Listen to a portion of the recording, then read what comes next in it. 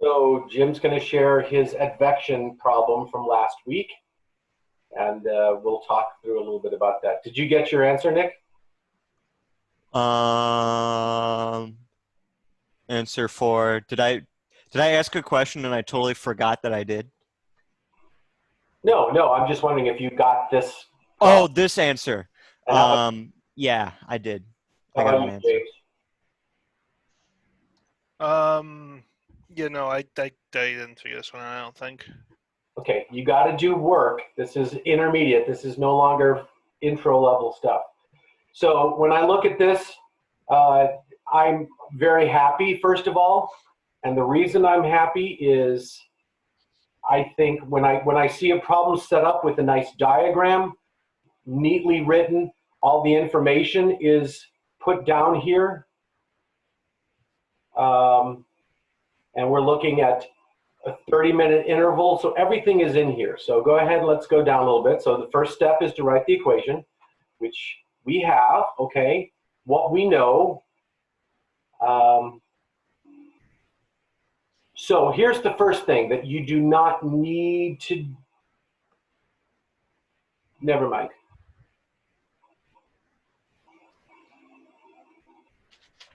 Okay, here's your conversion. Okay, then UV component. So we have the sine of 45, which is 10 times that, so it's going to be 70.707. That's the sine of 45 degrees. So we get 7.28 meters per second, both in the, and I like this diagram. This is excellent work, right? This is what I consider an A quality effort. When we do this more in depth in the future, we're going to make sure the angles are going to be much harder. It's a little bit easier with 45 degrees.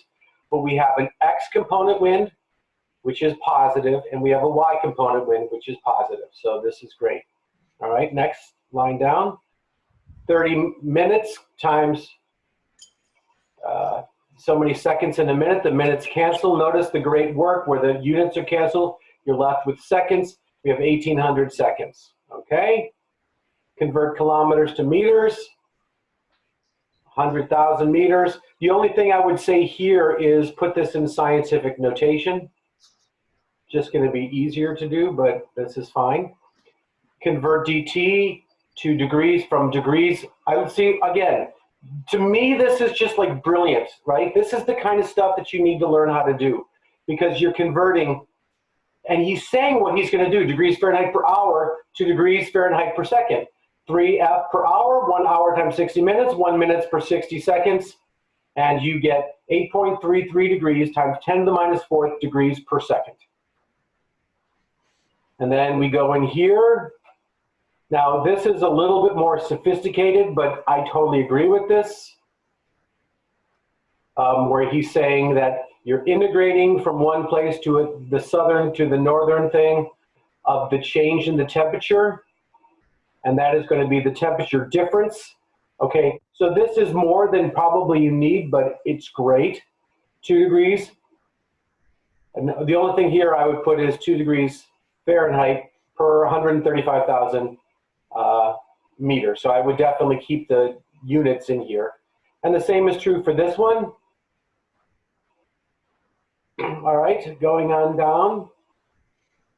Isolate the unknown, which we already have. We plug it in. We have the temperature change. We have the winds. We have, and then turn the crank. Okay, I also love the fact that he's going step 4, step 5. And what you do, and he gets it, and he gets 70.15 degrees at 10:30 a.m. So go back to the very beginning. Let's take a look at this. That's your diagram. And we've got warmer and warmer. So at point A, the west winds is going to increase the temperature. The south winds are going to increase the temperature. So a 2-degree temperature seems about right. I'm assuming, Jim, at the bottom, all of those were positive.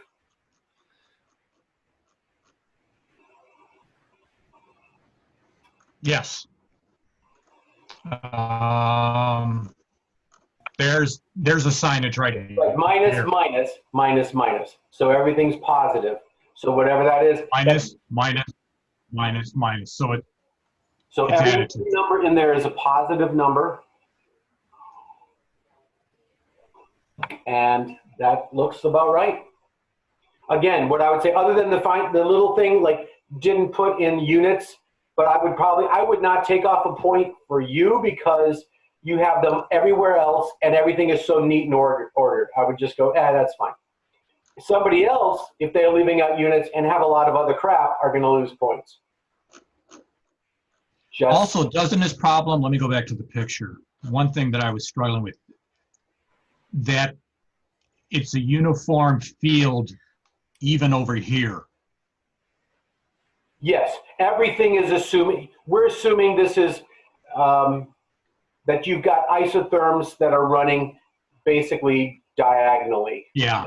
70 would be here, 72, 70. So yes, we're assuming a uniform field everywhere to solve this problem. Okay. And the southwest wind makes it easy because the cosine of 45 and the sine of 45 are the same. So yes, that would be great. So we'll get into harder problems when we start dealing with different degree winds where one of them's cold, one of them's warm, but we're not going to worry about that now. But I would say that's an A+, right? That's all points. This is what your work should look like. So good job, sir. I'm going to share my screen now. Any other questions? I got pretty much the same thing. I just plugged in 10 meters per second because we did in the example, it was pretty much just dividing by 2. But yeah, you did. That's fine. And if you did that conversion, his was a more precise conversion. Yours is fine for what we said, just divide by 2. So you would be off by 1/10 of a degree or something, probably. Like 2/200ths. Okay, so very, very small. Right. Yeah. And given the fact that there's uncertainty in the world, 2/100ths of a degree is the same thing. Yeah, still 70 degrees. But if we were to plug in the 2/100ths of a degree different into a numerical model, that would blow up into chaos. Yeah. I'll probably just do, what is it, 1.95, right? Yeah, I'm fine with what you have if you've done that work. So that's what you should have been doing. Okay, any other questions? Let's go to kinetic theory, where we were the other day. So I'm going to put you guys over here. Did we lose Allison? Where did Allison go? Okay, anyway, kinetic theory. So reviewing where we were the other day, and then we'll pick up with where we left off. Let me open up Epic Pen. Or sorry, James. Epic Pen. And we just want to say that the change in the momentum is twice the momentum. Mass is technically the same. So we're saying all we're doing is this. It's putting the velocity because it's basically changing the direction, and that's what we got. All right, let's go a little bit further down. Oops, I have to do it this way. Then we said that we're talking about how often. What is the time change for that? Because we know that a force is the change in momentum over a change in time. That's why we have to know that. So it hits a single wall every 2L divided by the speed, keeping in mind that length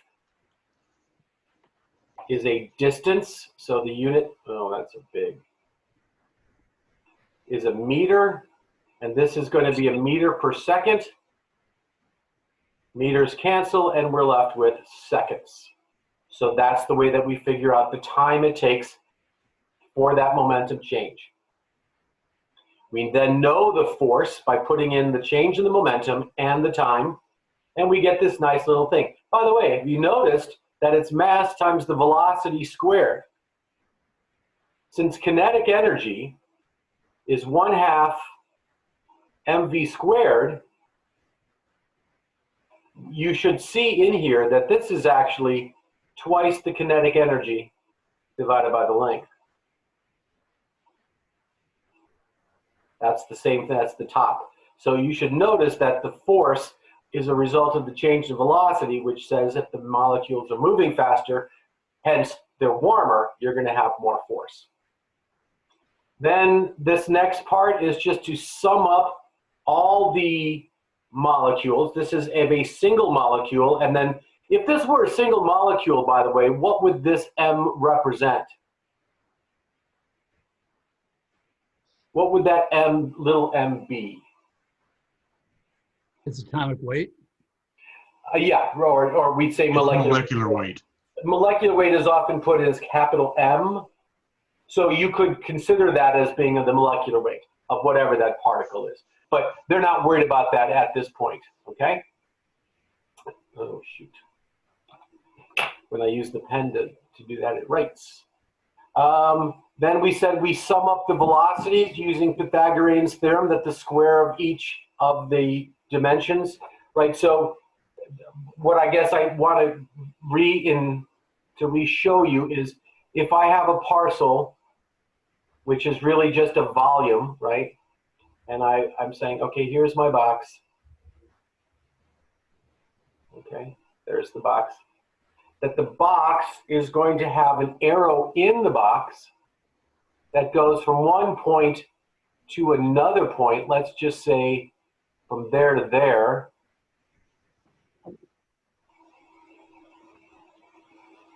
And what we want to consider is that it is this side, which would be delta x, delta y, and delta z.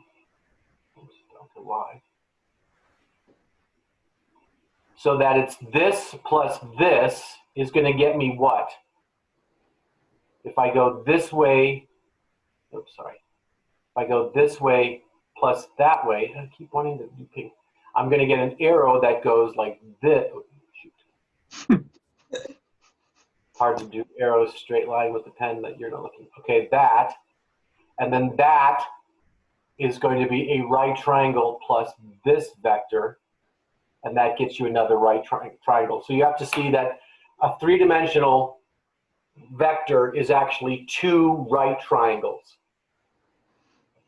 And this side is going to, this pink one right here,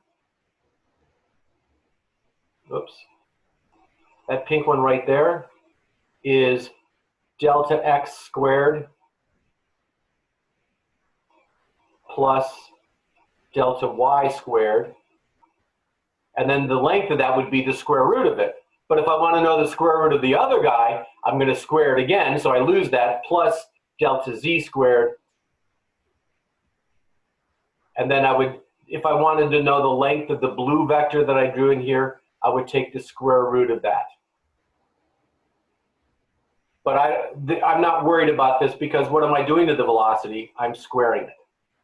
So that's why I get this equation here. Now, we did talk about this kind of quickly the other day. That's why I kind of wanted to go through it again, just to get you thinking trigonometrically, right? Thinking of triangles that are in there. Okay, now we go to here. I did that again. We sum up all the total force. We assume there is a large number of particles moving sufficiently random. If you look at, did you watch the video? Yes. And you notice, I like their animations, as simple as they are. Their animations show that the walls are actually doing this. As the molecules hit the wall, the momentum moves them. So it's like the box is moving this way. Now there's billions of molecules, so, and there's no wall really. So you understand that it's sort of a dynamic system where the pressures are kind of adjusting all the time. I now move in here. I go over here. So I'm saying the force is 1/6 of everything because I've got 6 walls and I'm looking at the walls of the molecules randomly going. So this force that they have here is per wall. That's why it's 1/6. And when you multiply all the information that comes from these things, I get a 1/3. Now it says here the quantity summation of J, and I'm not such a fan that they use J,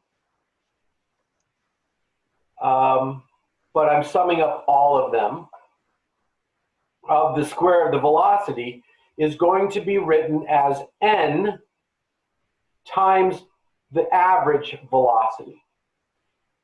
And that's basically what I'm saying. I'm saying if I sum them all up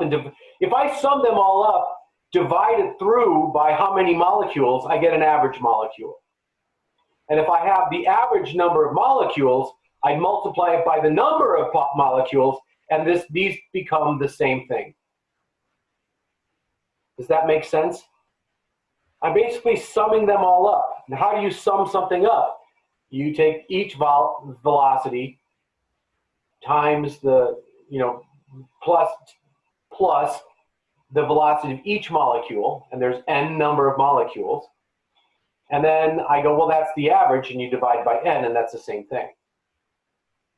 So when you have it like this, when you have a square, there's something in science called the root mean square velocity of the collection of particles. It's really just the average velocity of the particles, of the molecules. Thus, the force can be written, instead of having this, I'm putting this in times the number of molecules. Up to this point, are you okay with what they do so far? Does that make sense to you all? Writing something down. Hold on.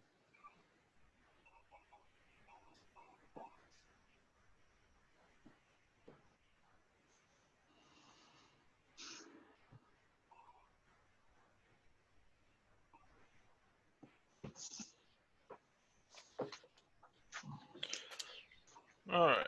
Okay, now, I love thermodynamics because it's so cool. So now we know that the force is the number of molecules times the average, the root mean square average of the velocities. But I'm squaring that, so I don't really care.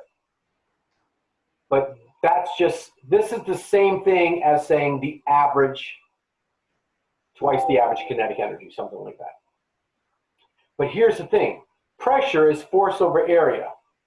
So the force stays here. Here's the force.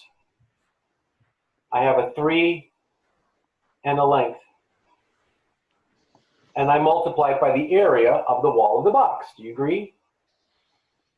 But what is area times length? Volume. Now in this, when you're writing this out, you need to make sure you have this over this. So make sure I know the difference between a small v, which is velocity, and a big V, which is volume. So it's 3AL minus V? No.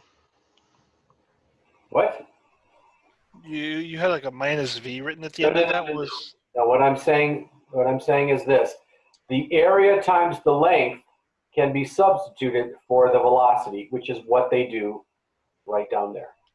All right. Velocity volume. Which is, what did I say? Did I say velocity? Yeah. Velocity. Oh, volume. Capital V, volume.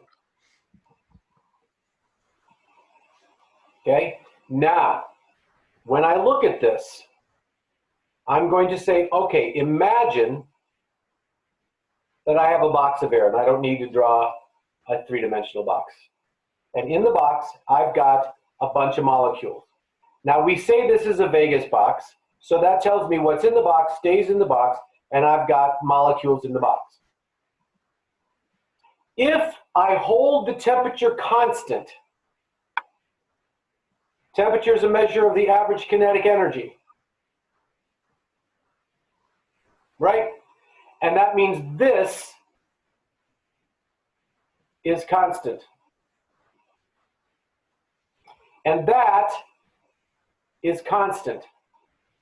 And that is constant. Do you agree with that? Mm-hmm. If that is the case, what this eventually breaks down to is that pressure equals a constant divided by the volume.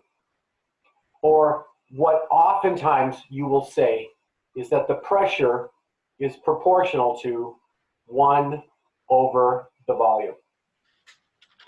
This is the way in mathematics, this is the best way to describe pressure is inversely proportional to volume.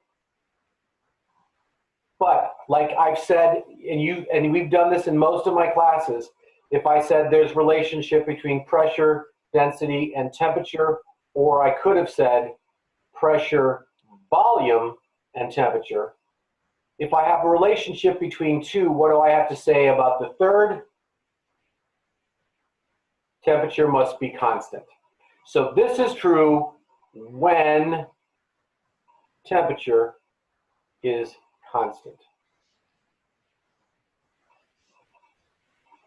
And when temperature is constant, the inverse relationship between pressure and volume is known as Boyle's law.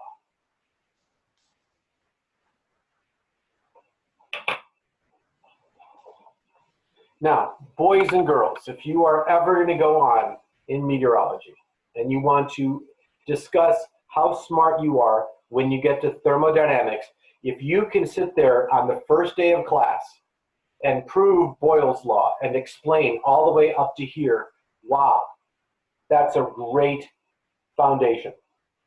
I'm already past that, Paul. You should have told me that a few weeks ago. Well, okay, now we know that your final exam will be good. Okay. But see, this is when you should have taken intermediate last year or 2 years ago or whatever. So. I couldn't. I was in 5 classes. No, I know. I remember that very well. Now, do you also, so that's Boyle's law. And I believe, did you watch the Mechanical Universe on Boyle's law yet? No. Okay, well that will be something that when you watch now, you're going to go, oh, okay, makes sense. And you'll have these wonderful diagrams and he'll explain it again and you can watch and go, oh, I get it. And you can feel like a college student. Okay, do you also understand that if I take the mass of any molecule times the number of molecules, that is the mass of the gas? That's the total mass of gas. Why did I put 2 S's in there? That's the total mass of the gas. Well, mass over volume is density. So I can do this and go that the pressure is 1/3 the density times the root mean square of the velocity. And remember, whenever you say this, this is just a technical way, a fancy way of saying average velocity. So you might want to look up what it means. You go to Wikipedia and say, what does root mean square? And you can read a little bit about that. Okay. Now it says, this result is interesting and significant because it relates pressure, which is a macroscopic property, right? Pressure is of the entire gas, to the average translational kinetic energy of the molecule, which is 1/2 mv RMS2 squared. So in other words, it's this. Note that the product of pressure and volume is simply 2/3 of the total kinetic energy. So this goes back to what I said earlier, that this, here, you know what, let me do it this way. I'm gonna do it in here. Up here, we could have looked at the numerator as going 1/2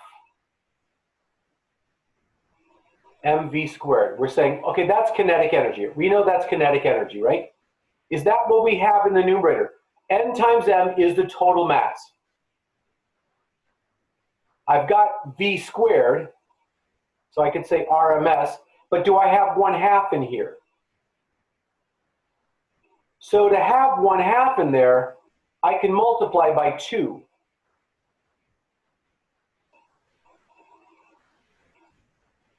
and I get this. Now, did you follow that? I'm taking this, we already said that's what it is. I want to get kinetic energy, which I know the formula for kinetic energy. So to get kinetic energy in top, I need to multiply by 2 because 2 times 1/2 is 1, and then I get this left side of the equation, this left part. So, Okay, so it gives you the constant you need for the equation. yeah, because what I'm looking for is I want to define kinetic energy. I know that I've got mass times velocity squared, that's twice the kinetic energy.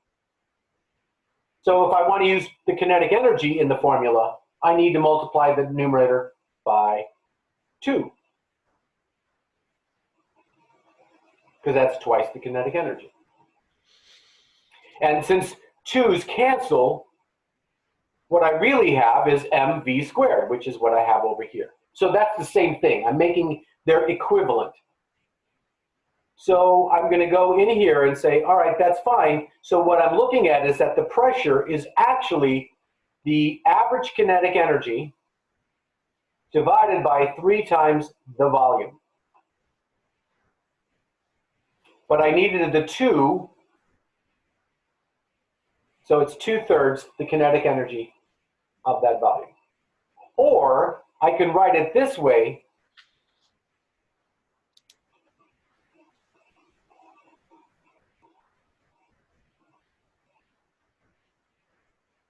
Right?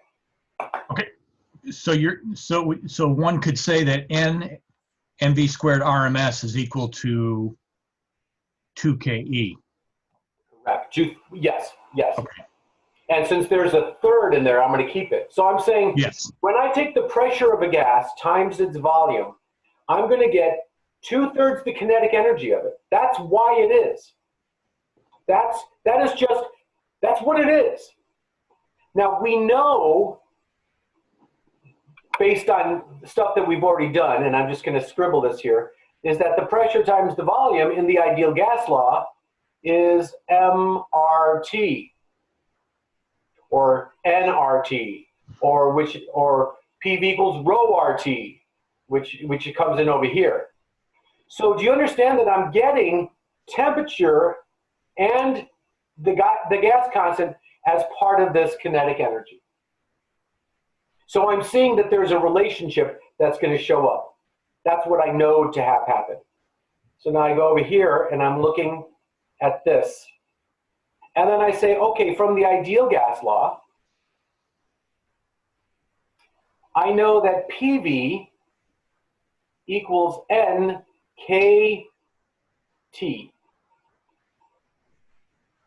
First thing is we say temperature is going to be absolute. So you have to remember when I'm using equations, when I'm using math, I'm always using the Kelvin scale. So this is so many kelvins. N, we already said, is the number of molecules. And KB is called the Boltzmann constant. Now, take a look at the Boltzmann constant in your book. In your appendix, where they've got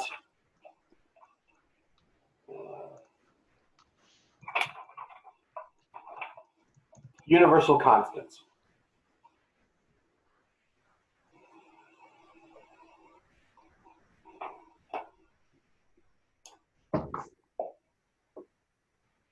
Okay? And do they have it in here? Yes. Boltzmann's constant. Now, do not confuse that with Stefan Boltzmann, even though it's the same guy. Can you imagine what it would have been like to be him? That's a smart person. Boltzmann's constant, which is 1.38 10 to the minus 23rd joules per Kelvin per molecule. So, Say that one more time, please. well, it's in the book, page 467.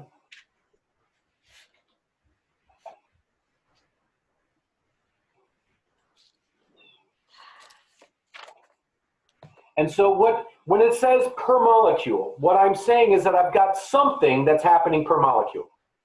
I don't even need to worry about that as a function. So what's per molecule? It's joules per Kelvin. Now, you're going to see joules per Kelvin a lot. We have something known as specific heat. I don't know if you know what this is. CEV? Do you know what specific, could you tell me what specific heat is in simple terms? I can't break down in simple terms. Anybody? Nick, Jacob, do you know what it is? The amount of energy that a body has, I guess, or is Not that a body has, but if I want to change the temperature. So it's the joules that it has per degree, per Kelvin. So basically I'm saying, all right, let me take a pot of water, a box of water, and I want to warm that water up a degree. I'm saying, how much heat do I have to give it to make the temperature go up by a degree Kelvin? How many joules do I have to give it? So I'm doing the same thing here, but instead of, usually I would say per kilogram, right? If I have more water, I'm going to have to add more joules per kilogram to raise its temperature. But here, this is going to be joules per Kelvin per molecule. So 10 to the minus 23rd. That's talking about the energy a molecule has as I'm increasing its temperature. And so if you take a look over here, I want you to see something.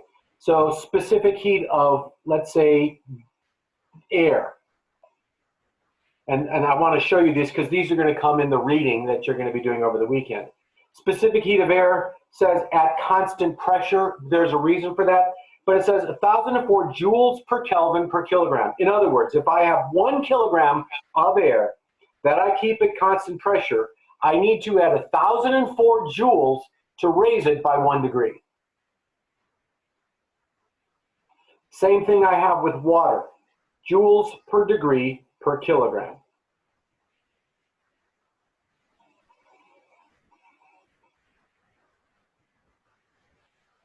And really it's joules per Kelvin. I don't know why they used per degree. You could have used per Kelvin, same thing. Okay? So I just wanted to point that out to you at this point.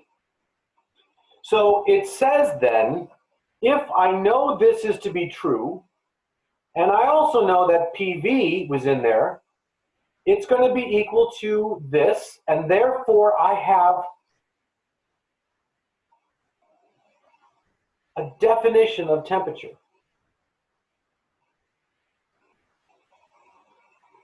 And really, that's how we're defining what temperature is.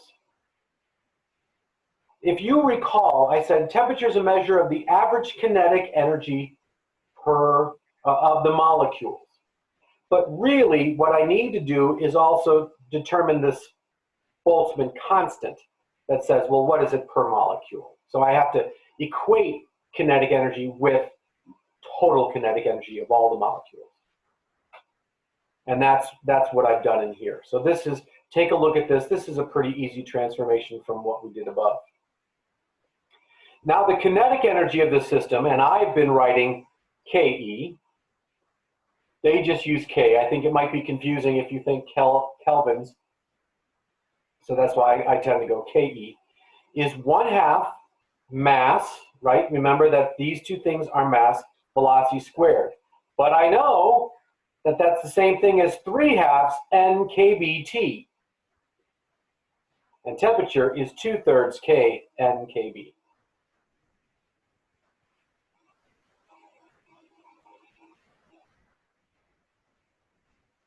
So this is kind of cool that I'm defining kinetic energy.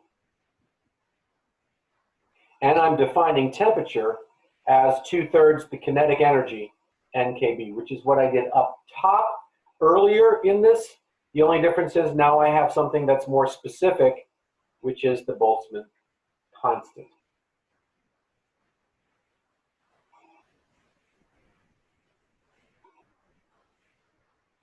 And then it says here, and this is pretty obvious, I think,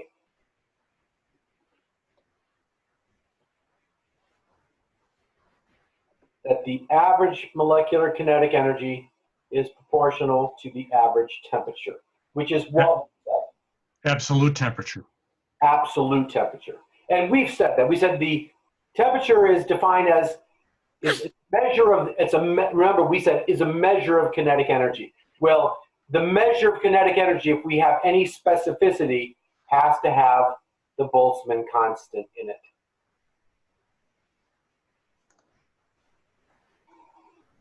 What that allows us to do now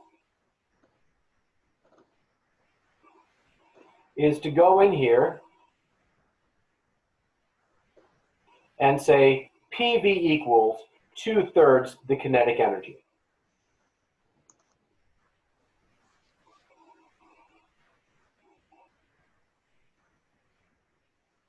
So again, what you would have to do is you'd say, oh, the kinetic energy is this stuff. We know PV is equal to that stuff. We go in here and we go PV equals 2/3 K.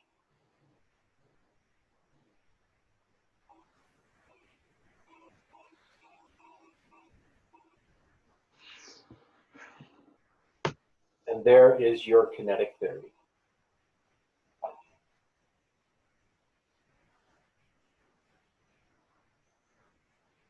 Which is awesome.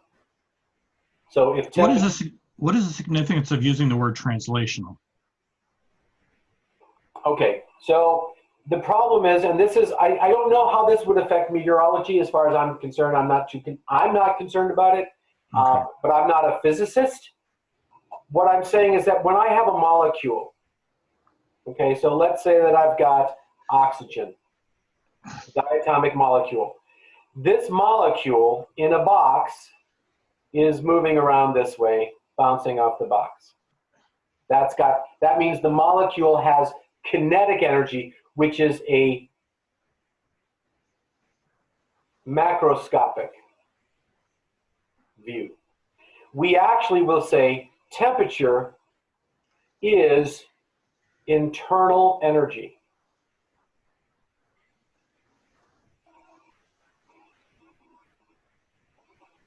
That's what we're saying. So if I said, what's the internal energy of a box? Oh, and by the way, internal energy is capital U. So if I said, what's the internal energy dependent upon? Temperature. How do I change the internal energy of a box? Change the temperature. Heat the box would change the internal energy of the box. This molecule does other things. And so something that it does is it goes like this, like a shake weight. It vibrates, it spins sometimes. All of those motions of the molecule are actually energy, right? They have different energy levels of the molecule as they move. But that is not the translational energy. So we are dealing with the macroscopic, the gas itself, the internal energy of the gas, not of the molecule. They're ignoring what the bond between the two oxygen atoms are doing. Yes. And obviously there's things that it does, and I believe that there's much smaller compared to the kinetic energy of the. Yes, that is a true statement. So I'm not, for weather, I'm not caring about those things. Now, whether or not somebody goes, well, that's important, and here's why, I don't know. I've never taken that level of science. But that's what that means. So that's why they said translational. That's just clarifying it's not this vibration or rotational or whatever they have of the molecule. That's chemistry and physics, and I don't care about chemistry and physics, which is false, because obviously I do. Okay, so now I don't need to save this. I can close that up. Let's get into the book, and let's go to chapter 3 and take a look at some of the way they develop the first few pages. Because this, if I'm going to be weak at one thing, it's this crap. But let's see if I can make sense out of it to you. So first thing I'm going to do, I don't need to put up the page. This is blank enough. So top of page 65. we define gram molecular weight or a mole. Oh, okay. And the molecular weight, M, of a substance expressed in grams. The molecular weight of water is 18.015. Therefore, 1 mole of water is 18.015 grams. So what that is saying is that the molecular weight of water, H2O, is going to be 18.015 units or molecular weight. That's the weight of a molecule. There's no weight to it. But if I take a mole, and what is a mole? Mole. What is a mole? 6.022 times 10 to the 23rd molecules. Okay, so what I'm going to do now is I'm going to open up another window, and I'm going to go, okay, let's define Avogadro's number. What did you buy on Amazon? And we'll go to Avogadro constant in Wikipedia. And what it says is a sample in the amount of substance in that sample. It says it's Na, so here's important, Na is 6.022, 14076, whatever, times 10 to the 23rd per mole. So it is a number of molecules per mole. It is first of all, something that you want to take a look here, because I think this is important that you see something like this. It is a dimensionless number, which means like a radian is a dimensionless. We don't have to deal with anything. A radian's a radian. It's just what we say, but we don't have to cancel things out. A degree is a dimension, so we have to be careful of that. And so what we're just saying is if I have a mole of gas, I have exactly that many. Now, Avogadro's theory is that all gases that have 1 mole are going to have the same number of molecules. So it becomes that. And if I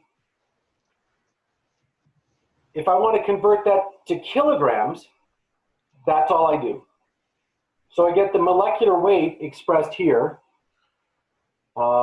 in terms of capital M, which can be put into grams. So I'm saying if I have a mole of water and each molecule is 18.015, then this many molecules, 6.022 times 10 to the 23rd molecules, will weigh 18.015 kilograms. That is what it means. So is that 6.002 times 140 times 76? No, I don't know why there's a space in there. Okay, so it is times then, or? No, it's a number. It's a continuous number. Oh, it's continuous. There. Okay, I see. Where does it say that in the book? It gives here. If you look at the second paragraph on the left-hand column of page 65, it says the value of Na is 6.022 times 10 to the 23rd. I see it. Now, Avogadro's hypothesis says what? It says gases containing the same number of molecules occupy the same volume at the same temperature and pressure.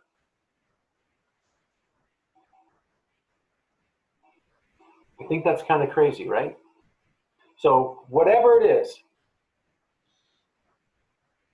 if I have a gas, if I have a box of nitrogen, and I have a box of oxygen,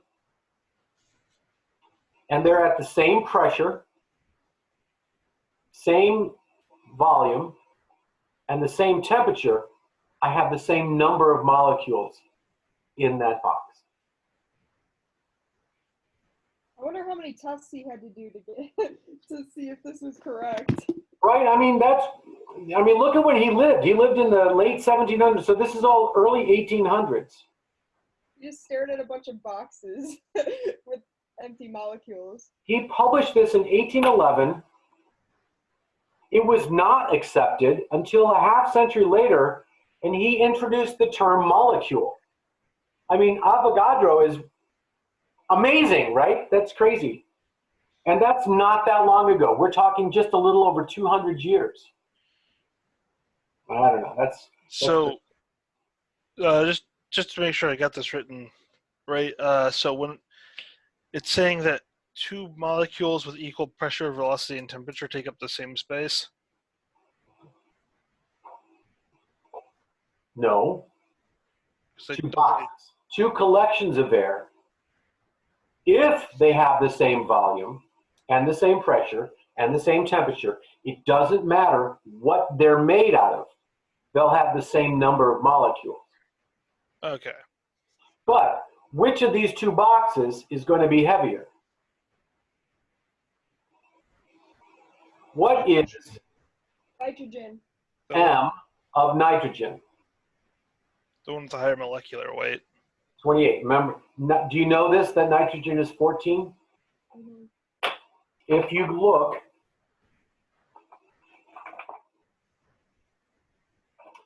is it in an appendix?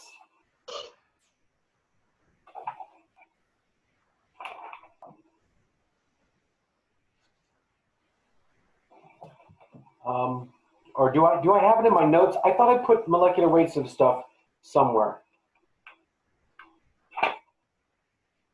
Do I have it in any of the notes that I have? That it. You said nitrogen's 14 and then oxygen's 16. Let's do this.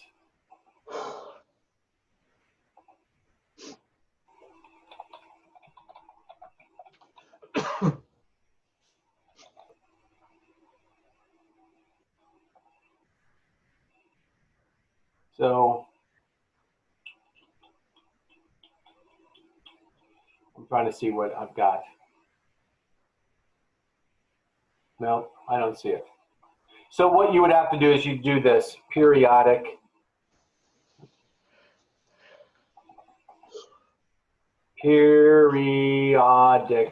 chart. And we go here and we go, all right, let's take this. Click on that and we're all happy here. Oh, that's not precise enough. Sorry guys, we need a better one. This is better.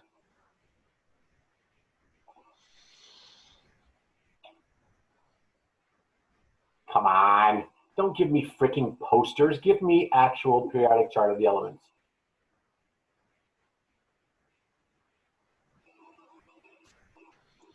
This one look good?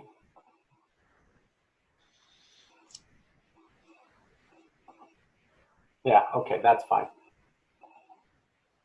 So nitrogen in here is 14.007, 007, license to kill. So nitrogen can kill you legally. Oxygen is 15.999, so we go 14 for nitrogen, 16 for oxygen. What's the next most abundant gas in the atmosphere? Helium? Argon. Argon. Argon. Argon. And argon's over here at 39.948. So write those numbers down. And then what's next?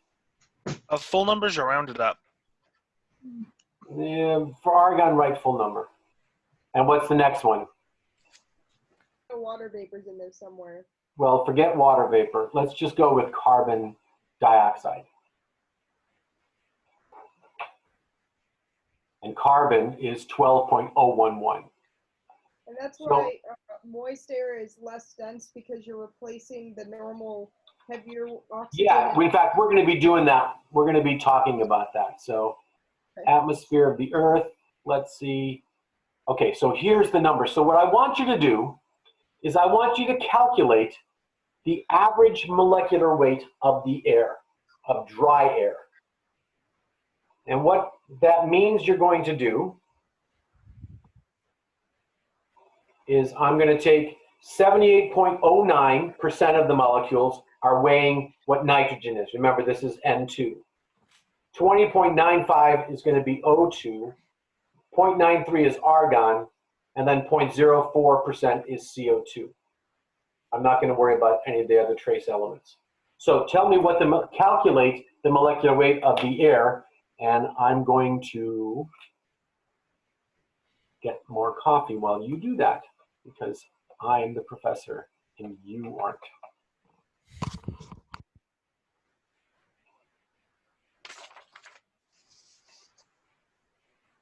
So let me stop share for a second, and I'm going to go Alt-P, continue recording.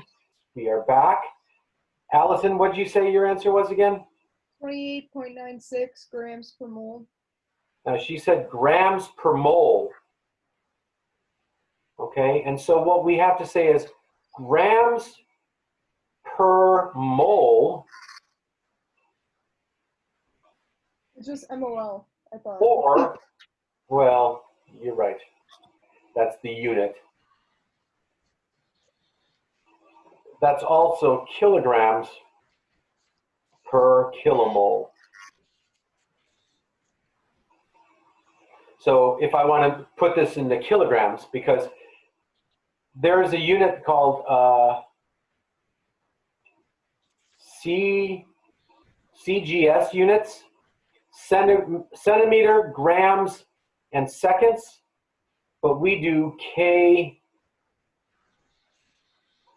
MKS units, meters, kilogram, seconds. Just so you understand what I'm saying there. So I don't want to use grams. So if I want to do grams per mole, that's fine, but I want kilograms per kilomole. So how many molecules are in a kilomole? 1,000?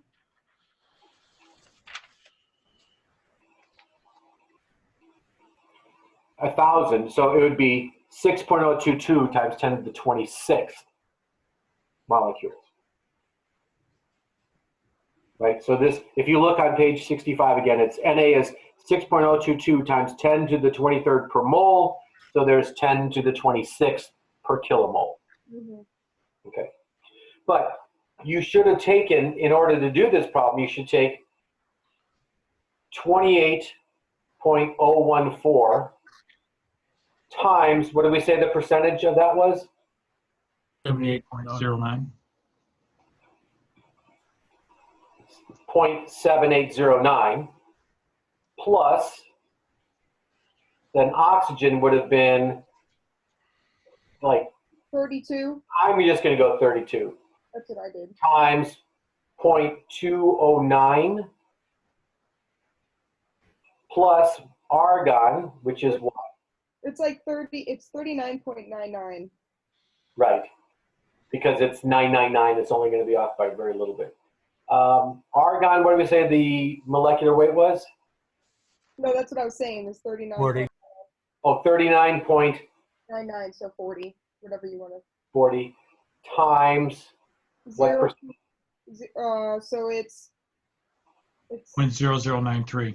yeah, I was trying to, And then carbon dioxide, which is, carbon is 12 and oxygen is 30. So carbon dioxide is a pretty heavy molecule, right? it's 44. 40, yeah. And that's 0.000 0, 3. 4. Oh, okay. Then you would add all of that up together, and you should get what? So this is all basically saying I'm taking the percentage. That's what these things are. And what do I get? I got, you can round it up to 29. Well, no, it should be Yeah, more precise. 28.96. But that was the gram per mole, so you probably have to divide that by 1,000 to get your kilogram. Right, and we would just say that's the molecular weight, so kilogram per kilomole. So if you go to page 467,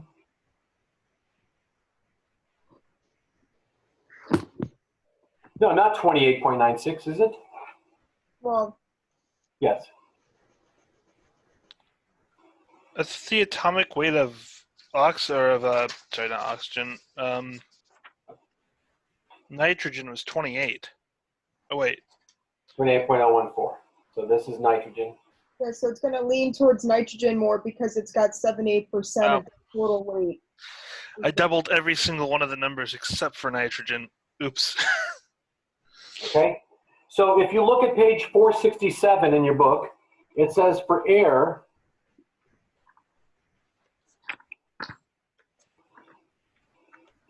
it's 28.97.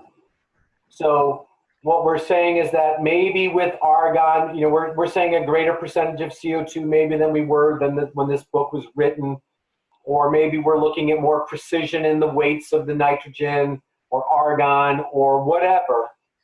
The book's constant is going to be 28.97. That's the molecular weight of dry air. And that is a number that you would be best served if you put that into your brain. Now look at down on the bottom, the molecular weight of water vapor. Or water. It's 18. Oops. Yeah.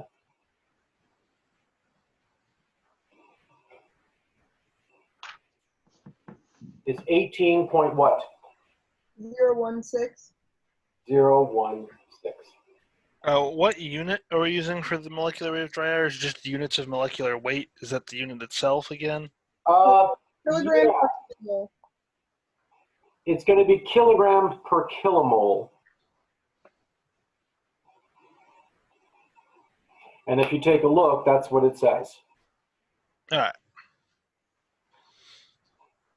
Now, go back to your book on page 65, if you would, please.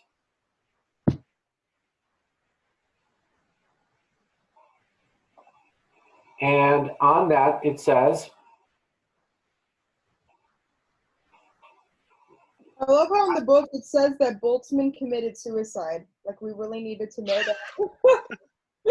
It says it right at the bottom. It just says Boltzmann. It says everything he contributed, and then it says committed suicide. They wouldn't give him a third constant. he was 62 years old. Like, they just say all of the stuff that he's done, and then it just ends all of his contributions to science with committed suicides. Like, that's the final thing that, like, you need to know about this guy. Well, here's a good thing. If your life is kind of messed up and you're thinking weird things about yourself and I'm a loser, he must have thought he was a loser. And look what he did.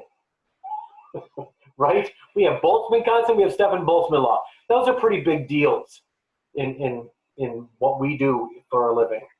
And yet he still felt bad about who he was. So the demons inside are more important than the genius inside sometimes. So much so that they had to put it as his last sentence descriptor in a textbook. Hey, look at equation 3.10. You understand what that equation is?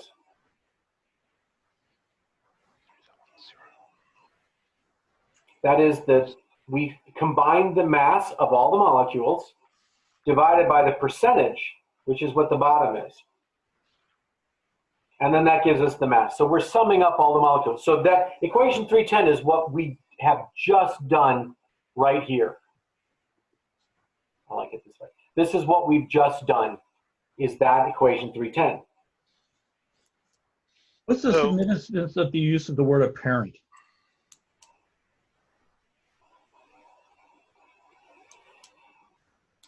Because it's not really the molecular weight, because the molecular weight is how many molecules of nitrogen do we have. We're assuming an average molecules. Got it. Right. So it's just the word to be more. Okay, got it. So effectively, the 310 equation is just you take the amount of a molecule times the percentage of it and then add them up. Yes. Now, what's going to happen if we have water vapor in the air?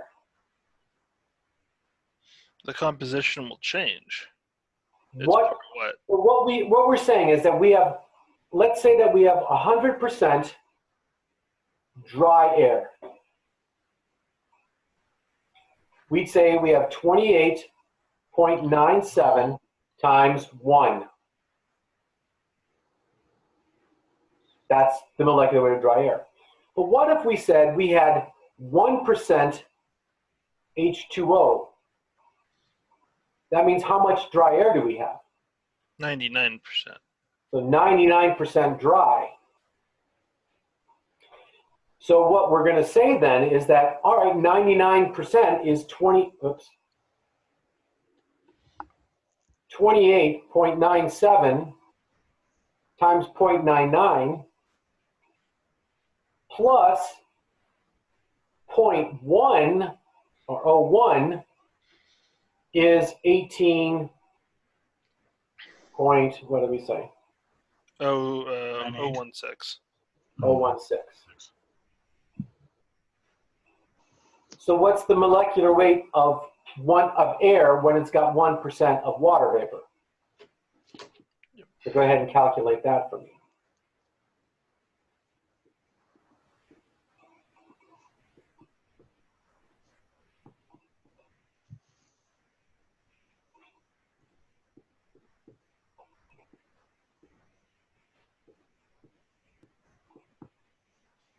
I got 28.86.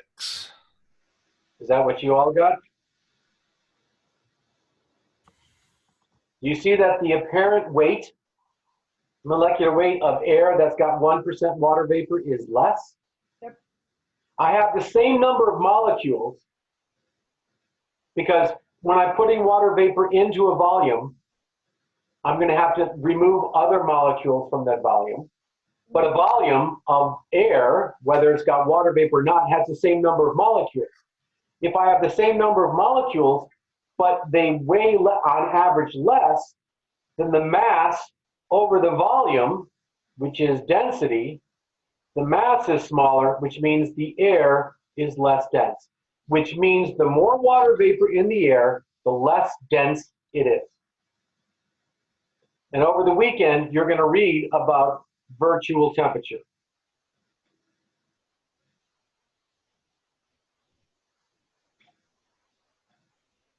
And hopefully you'll understand it on your own, but we'll talk about it next week. But I want to go back to page 65 for a second. So does that make sense that humid air is less dense than dry air? Yes. It's actually, if I wanted the baseball to go further, I want to play on a humid day. But I guess the reality is, if I don't want it to be too humid, because by the way, something you don't know about life in general, if I have a box of air and there's a cloud in it, you understand it's saturated. Mm-hmm. And there's liquid water in it. And if the air is dry, there's no liquid water in it. But what if the relative humidity is, I don't know, 85%? Is there liquid water in the box? No, I don't think so. And the answer is yes, there is. What happens is you get little droplets of water that actually form with relative humidities that are well under 100%. But since the relative humidity is less than 100%, what are these droplets going to do right away? Evaporate. They're going to evaporate. So I've got water that forms in the air, but they evaporate. So they don't stay together and form this cloud and have permanency. We call that water haze. Oh. Haze is very small drops. So when I have a hazy day, I'm actually seeing liquid water. And that's reflecting white light, which is what makes the sky not as bright. So if I want a really good pure blue, I want dry air. If I start getting humid air, it's going to get hazy. You remember the symbol for haze is infinity sign. So if I put a baseball through hazy air, there's actually liquid water that it can run into, and that will slow the ball down. It will also get the ball a little bit soggier. So on really humid days, things get soggy because they're actually absorbing some of that liquid water. So that's just precision describing what's actually happening. But if I didn't have haze, maybe, optimally, I don't know, probably around 70% RH is when the balls fly the furthest. I don't know. So it's the more water vapor in the air, the less dense it is, or the less mass it has. I wanted to make sure I heard that right. I'm not the best.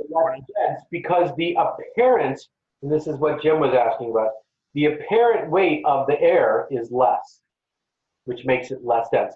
Because it doesn't matter what molecule, if I have the same number of molecules with the lower molecular weight will have a smaller mass, but it still occupies the same volume. Gotcha. Or it's less dense. So I think that's fine. Let's go back, if you would please, to page 65 and look at the, according to Avogadro's hypothesis, left-hand side. It says, however, 1 mole of any gas contains the same number of molecules as 1 mole of any other gas.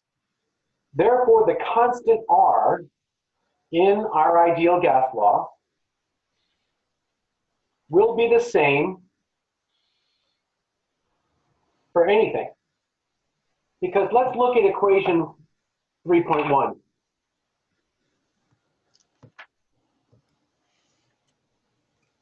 And let's think about what this is. PV equals MRT.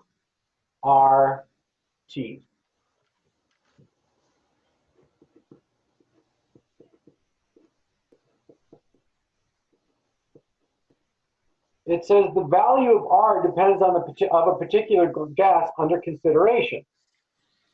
Because M over V is density,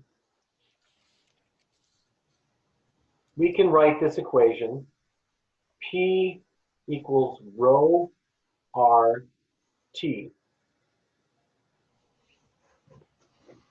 But do you agree if I take one gas, let's say one gas that's dry, and one box of gas that's humid, and I've got the same amount, the same volume, so the volume's the same, they're at the same pressure, so the pressure's the same, and the temperature's the same. Is the mass the same?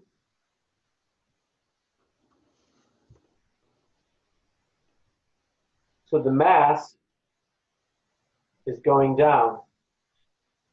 But this is an equation of balance. So what does R have to do? Well, So R, even though we say is constant, is not really constant for all samples of air. R is constant only for whatever the sample of air actually is. If you change the molecular weight of the air, then you have to use a different gas constant. That's why when you talk about the ideal gas law, is if you look at 3.6, it says this. It says PV equals small n R star times the temperature. And then the question is, what is small n? N is the number of moles. Small n is the number of moles.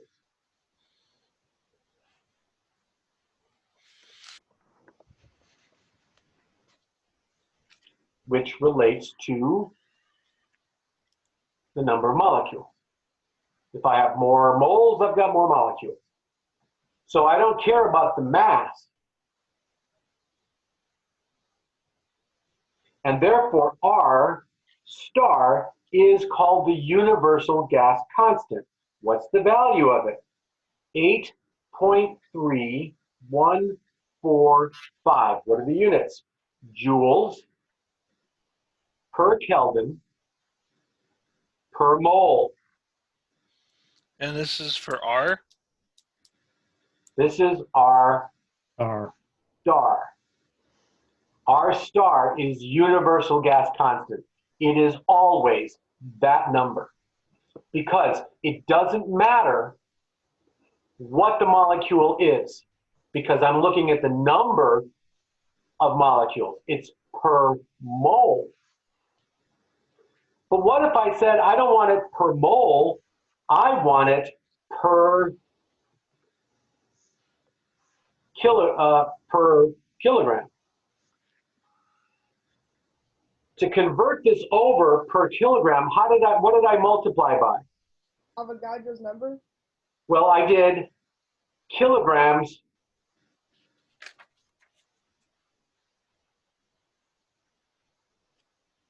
I did moles per kilogram.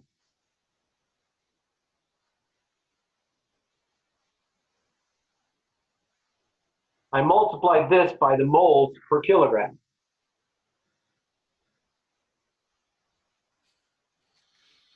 So to get that, you multiply the mole by moles per kilogram? No, it's the inverse. It's the inverse. It's kilograms over mole. But Oh, kilograms, no. Right. It's moles per kilogram. I mean, I'm not worried about how we're getting here yet because I want to show you something that's kind of All right. important here.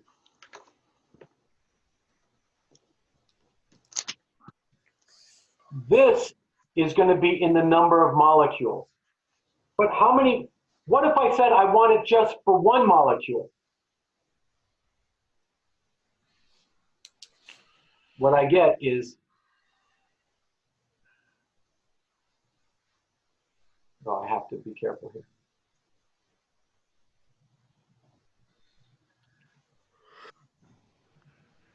Small k is R star over NA.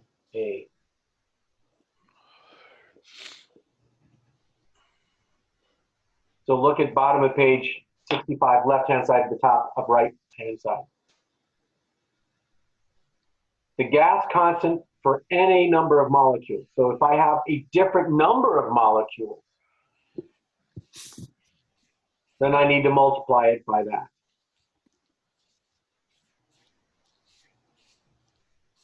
But over here, to get to 3.8, what did I say? I said, well, okay, now I've got pressure equals N0 KT.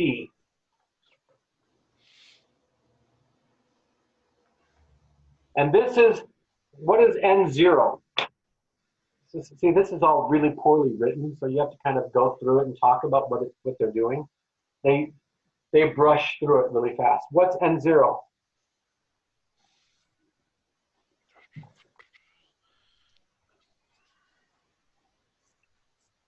Molecules per unit volume. Per unit volume. So now what are we saying? Whenever I say per unit volume, we're saying volume is equal to 1 meter cubed. So we're not saying whatever volume, we're saying the volume is actually 1.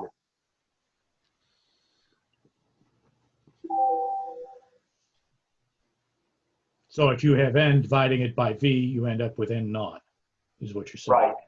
And there's not a whole lot of reason that I should care about n naught. Except when I say it's per unit volume. So if I took the number of molecules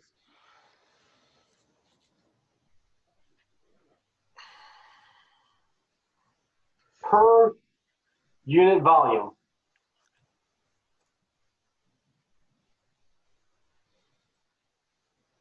I'm saying the volume is 1. Do you see how that relates to mass over volume when this is 1? What do you call mass over volume? Density. That's density. If volume equals 1 meter cubed, we say that is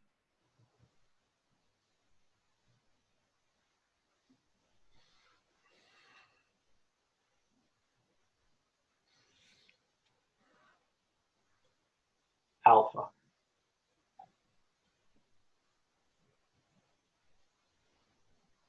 Alpha is called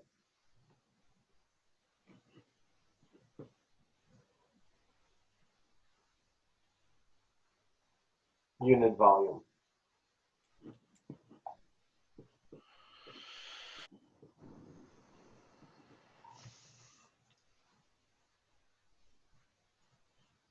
And I don't even know where they define that in here. Oh, I'm sorry, not unit volume. I lied, specific. So on page 63, if you go back, this is saying 1 kilogram. This is so stupid.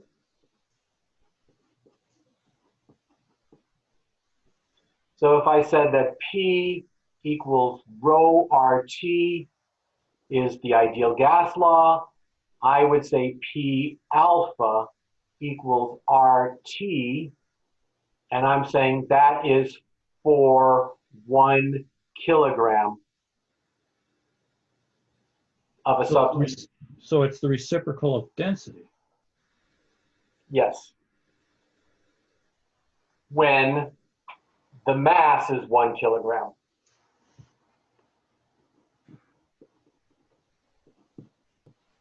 In other words, we use this as the ideal gas law.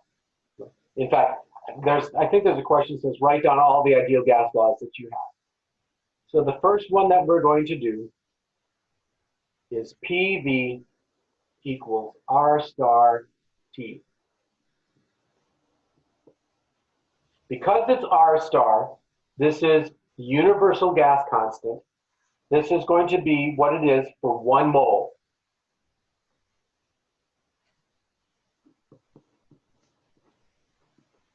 Of any gas.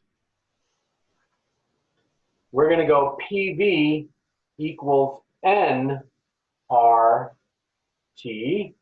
which is for N moles. Well, in the first equation, it's implicit that n is equal to 1, so it's just a... Yes, right? Yeah. So 1 mole. So again, remember this idea of the unit stuff. So 1 mole. Then we go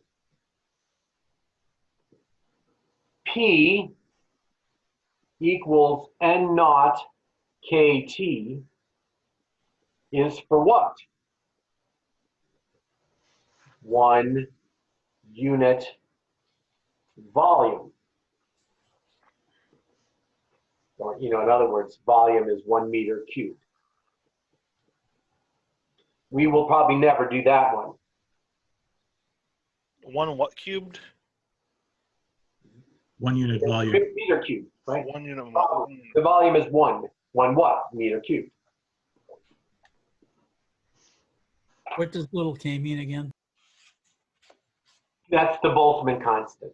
So that's basically saying, this is basically saying for the molecule, what's the ideal gas law for the molecule? Which we did in kinetic theory when we defined temperatures being at the molecular level. Then you multiply it by the number of molecules in that 1 unit volume. But then we go P equals rho RT, which now deals with mass. So how do we go from mass all the way to this R? Do you understand? This R is no longer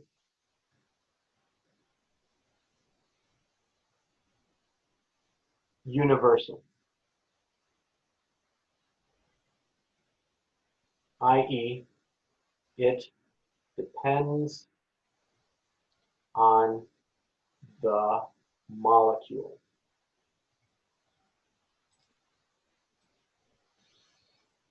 Depends on the molecule.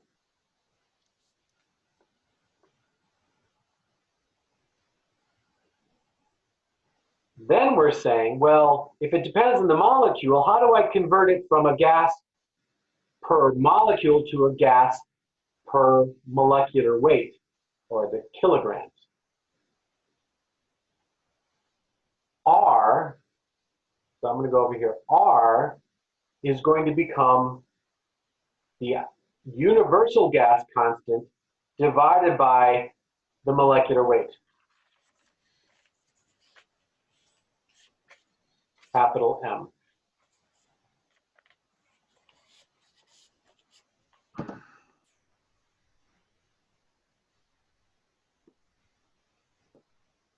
What is the unit of molecular weight in kilogram systems? It's going to be kilograms per what?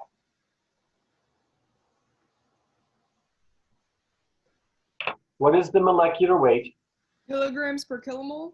Per kilomole, right? So I'm saying I know how many molecules, how many, the molecular weight tells me how many kilograms it would be. So this unit on the bottom side is going to be per kilogram. Like this thing will have a per kilogram, won't it? What's the unit of R?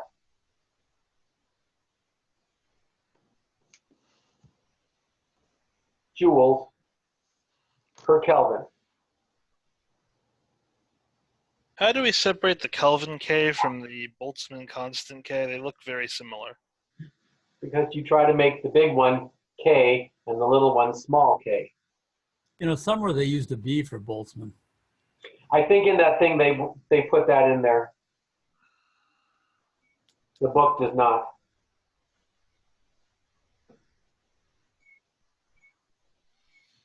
Well, so it'll be the tail end of K when it's the Boltzmann constant then?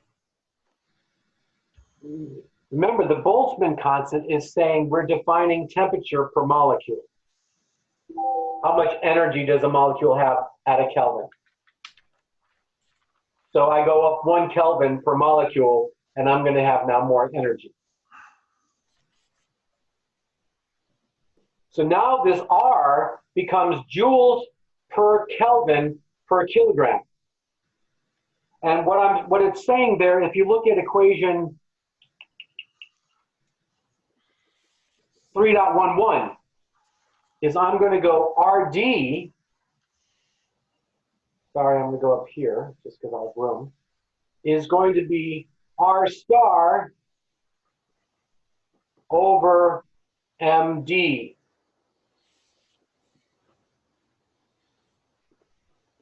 Now, this 1,000 in there doesn't make any sense to me.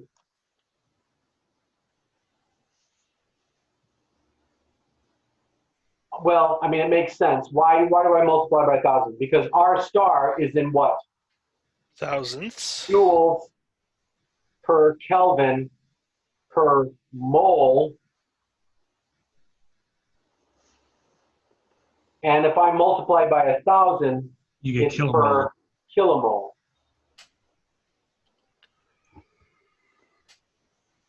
And that's all they're doing, is you're converting it to kilomoles. When I multiply this through, because you already said I know the molecular weight, apparent molecular weight of dry air, I'm going to go to RD is equal to 1,000 times 8.3145 joules per Kelvin per mole divided by the molecular weight, which we said was 28.97. And what would the unit of that be? Kilograms, or no, yeah.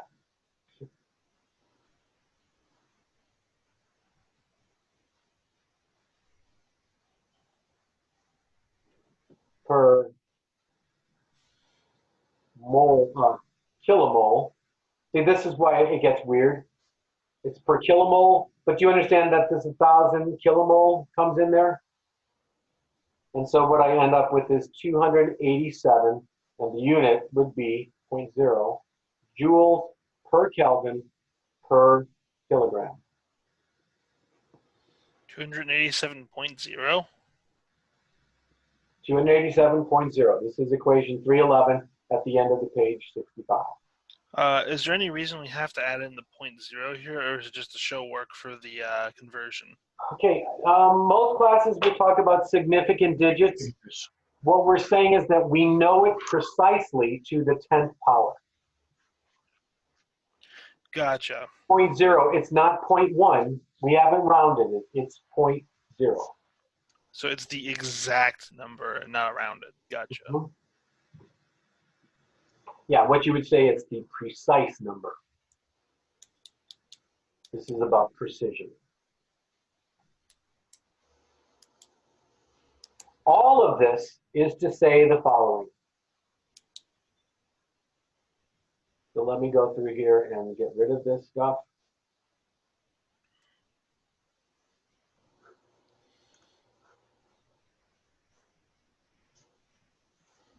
Make it easier if I make it bigger.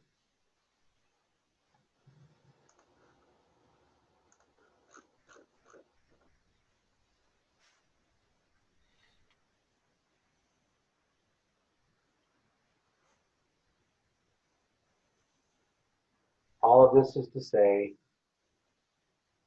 that a better form of the gas law is P equals rho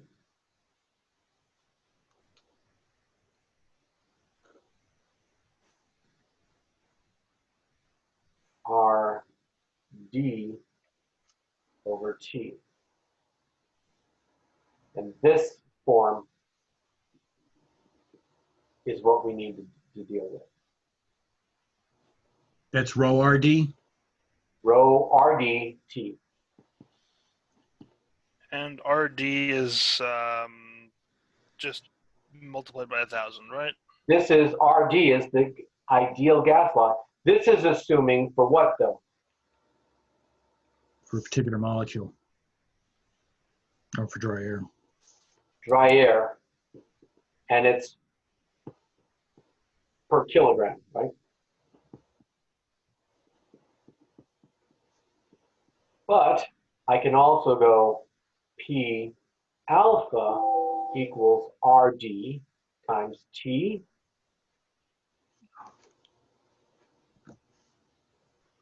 And this is for unit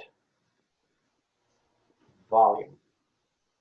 No, unit mass. Because this alpha is specific volume, and 1 over density, which is equal to volume over mass, and this number becomes 1 kilogram, and this number gets converted into alpha. So I use alpha when I'm implying it's per kilogram. It's 1 kilogram.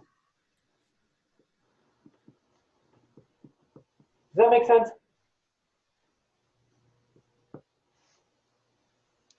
Here's the thing. And this is what the next page is all about. Do you understand that if I don't have, like in the air, do I have dry air? If I have, what varies readily in the atmosphere is the amount of moisture, right? Nitrogen is always 78%. In the homosphere, the lowest 80 kilometers, it's 78% nitrogen, 21% oxygen, etc. Water vapor is what changes a lot, especially near the ground. And if that changes it, what does that do? It alters the density at the same pressure and temperature, so that changes RD. So if the air becomes less dense, what does R have to become? More dense. It has to be more. But what if I said this? What if I said, well, gosh, instead of doing that, let's keep R constant. Keep it constant. But the density became less. What's another way I could balance this equation?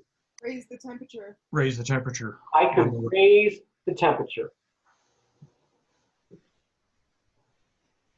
I could make the temperature go up.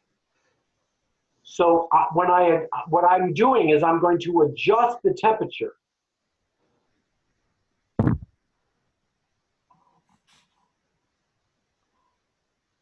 So would it be correct to say that if you change any number in that equation, another one has to compensate to match? Yes. But why am I changing the temperature? Because I have more vapor. And more vapor makes the air less dense. Do you understand that temperature going up makes the air less dense?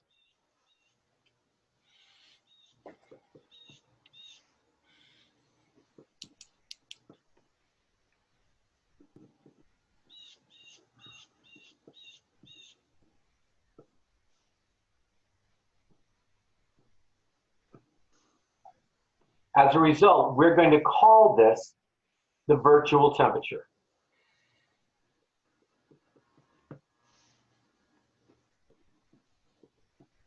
So all these equations that I put here and here need to be changed to something that is far more important, and that is V.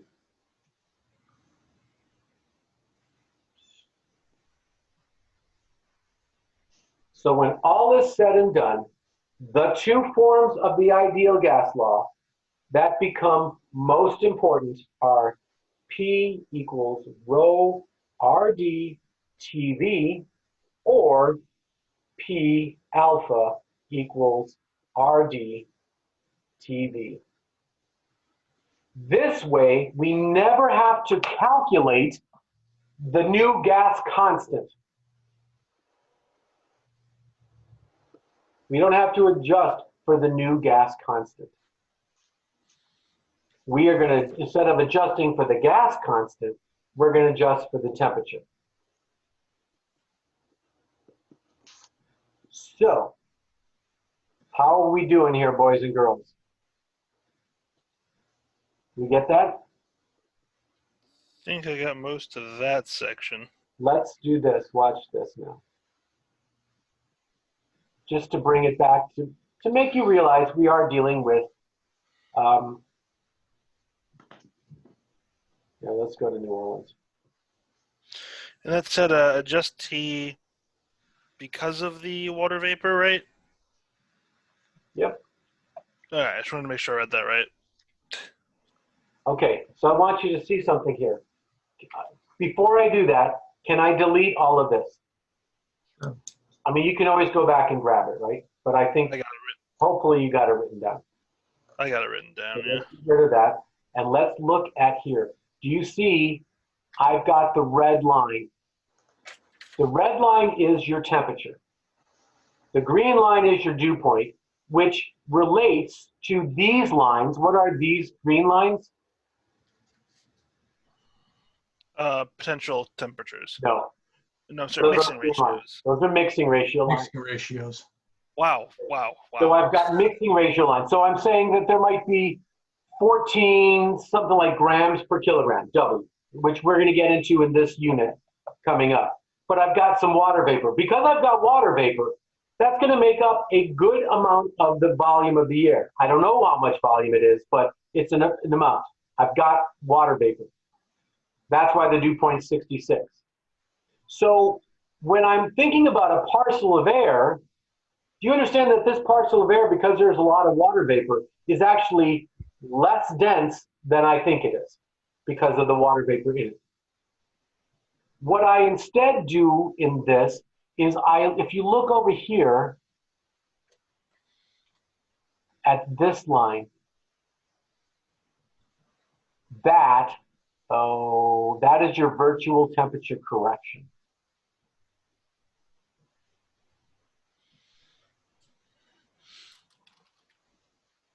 So that small line above the Environmental, parallel to the environmental temperature. Yep. yeah. This little dashed red line is your adjustment of the temperature that's telling you what the parcel's temperature actually is. So when you start looking at CAPE in here, CAPE is best understood by doing the virtual temperature corrected CAPE, knowing that there's a certain amount of water vapor in the air.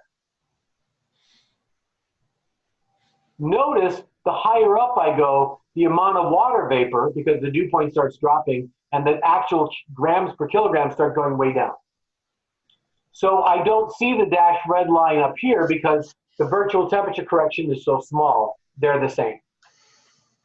I see it down here. So that red dashed line is your virtual temperature correction. But of course, the problem with that is I'm lifting a box of air that's now less dense than the air around it, but the air around it still has water vapor in it.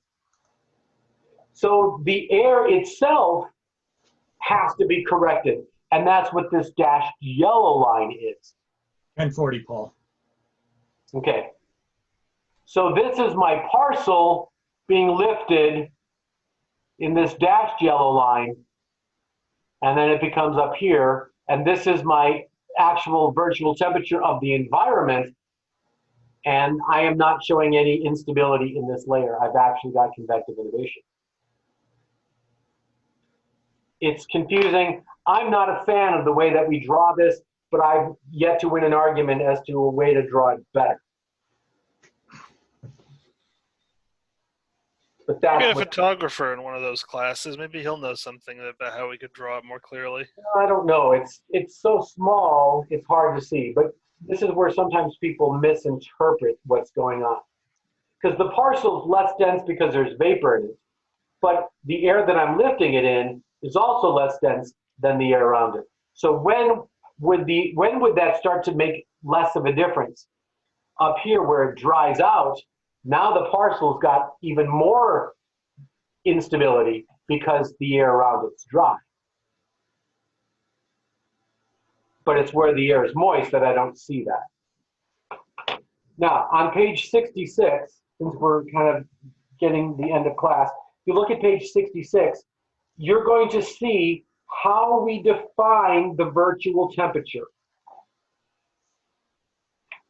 So here's the assignments I want you to do for the weekend.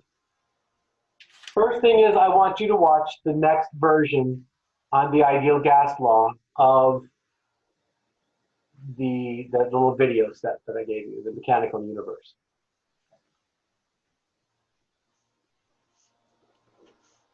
Okay? I want you to work through the equations on page 66 and 67. And I want you to pay very close attention to the proof of defining the virtual temperature. This is going to stress you out because you can't just read 2 pages. Oh, 2 pages, that'll take me 5 minutes. It's going to take you an hour to go through this, at least. See if you can do it, and we will do it together. And then you're going to look at the next couple of pages. And if you can understand pages 70 through 72, that would be great also. But I wouldn't freak out if you can't. Like, don't strain yourself to do those pages.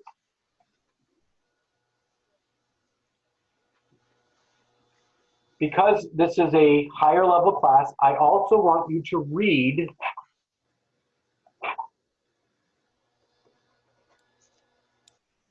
through page 76.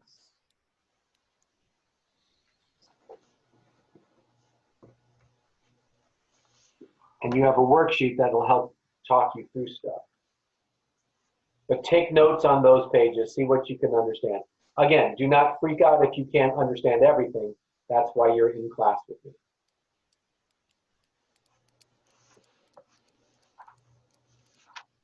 And then just review your notes of what you did today. How's that sound? Good. Pretty cool, though. I mean, there's some really cool things going on in this. And And again, that's my least favorite one, these couple pages at the beginning of the chapter. But what I gave you is here's the equations you need to know. PV equals RDTV. That's the way you do it. Or P alpha equals RDTV. That's the one we're going to always use. And the reason we use that is because the ideal gas constant has to change depending on the gas. And I don't want to deal with having to recalculate the ideal gas constant all the time. I will always use RD. I will treat a gas as though it is dry, knowing that all I need to worry about is changing the temperature to account for water vapor's effect in making the air less dense. And the virtual temperature correction, as you see,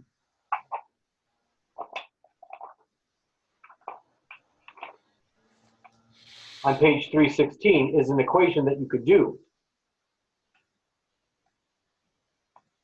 So look at page 316. It gives you that equation. However, as we will see later on, really quickly turn to page 80. Look at equation 3.60. That's easy equation. We'll get there eventually.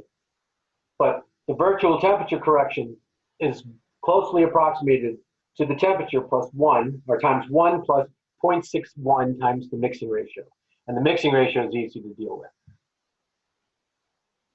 So calculating the virtual temperature is easy. And they even give you an example. It's like, oh, that's simple. So we'll eventually get back to that, but that's why we use the virtual temperature. But pages 66, 67, that's just going to say, here's how you actually get it. Okay, that's the class.